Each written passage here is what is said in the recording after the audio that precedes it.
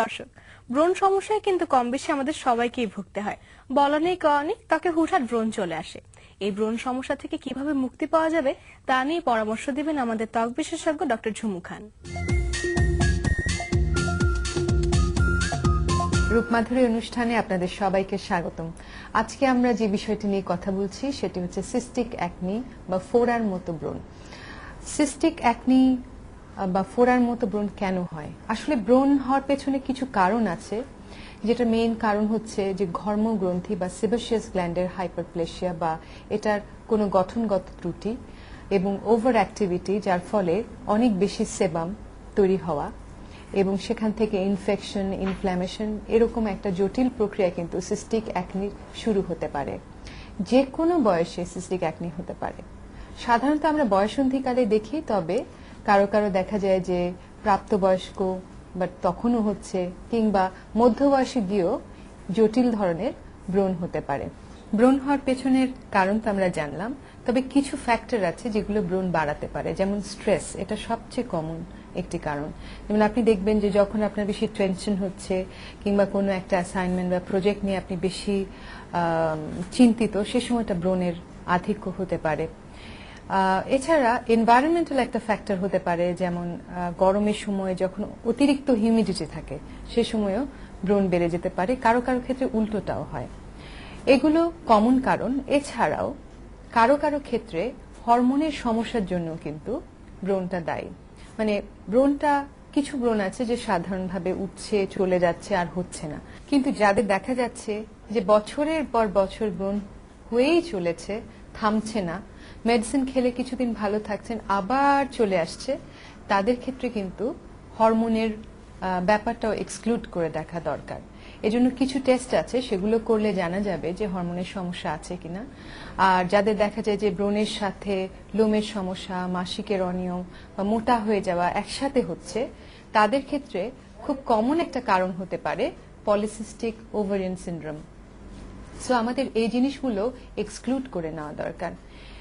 দেখা যায় যাদের ফোড়ার মতো ব্রণ হয়, মেয়েদের তুলনায় ছেলেদের ফোড়াগুলো বেশি আকারের হয়, বড় আকারের, এবং বেশি পেইনফুলও হয়।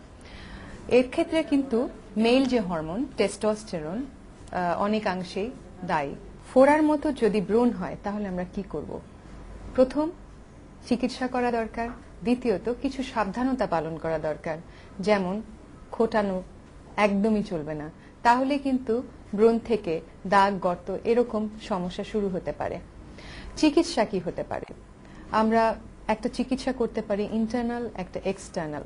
ইন্টারনাল মানে যদি দেখা যায় যে হরমোনাল সমস্যাটা আছে, সেটা চিকিৎসা করা, ইনফেকশনটা কমানোর জন্য অ্যান্টিবায়োটিক খাওয়া এবং কিছু মেডিসিন লাগানো, যেমন topical antibiotic, retinoic acid, benzoyl peroxide, এগুলোর সলিউশন বা জেল, এগুলো ইউজ করা।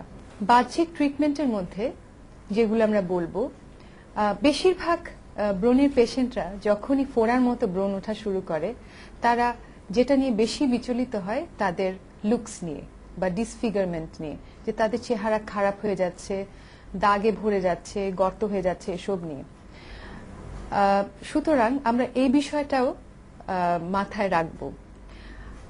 এখনকার সময়ে যেসব আধুনিক ট্রিটমেন্ট আছে, যেমন লেজার ট্রিটমেন্ট, কেমিক্যাল পিলস জাতীয় কসমেটিক ট্রিটমেন্ট, এগুলো ব্রণ এবং পাশাপাশি সেই আউটলুকটাকেও ঠিক করে দিতে পারে।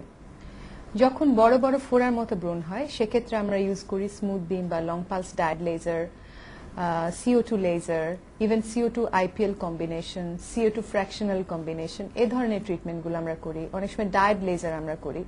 এগুলো হচ্ছে ফোড়াগুলোকে প্রশমিত করার জন্য। বিশেষ করে যারা অ্যান্টিবায়োটিক খেতে পারে না বা খেতে চায় না, তাদের ক্ষেত্রে এই ট্রিটমেন্টগুলো খুব ভালো ফল দেয়।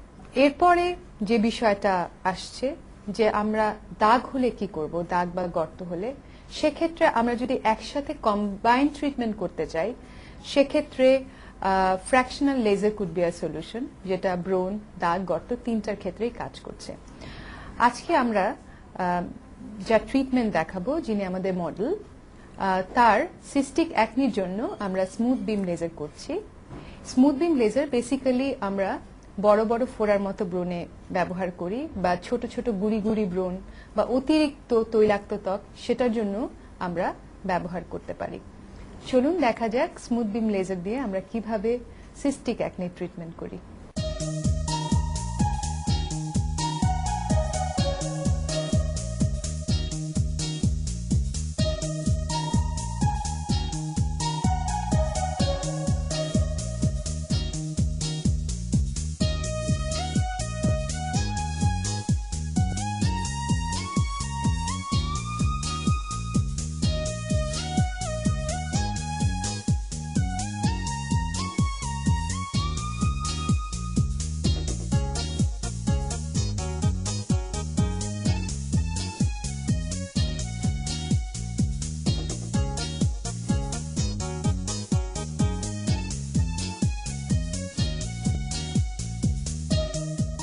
আমরা দেখালাম কিভাবে স্মুথ বিম লেজারের সাহায্যে আমরা সিস্টিক অ্যাকনি ট্রিটমেন্ট করি।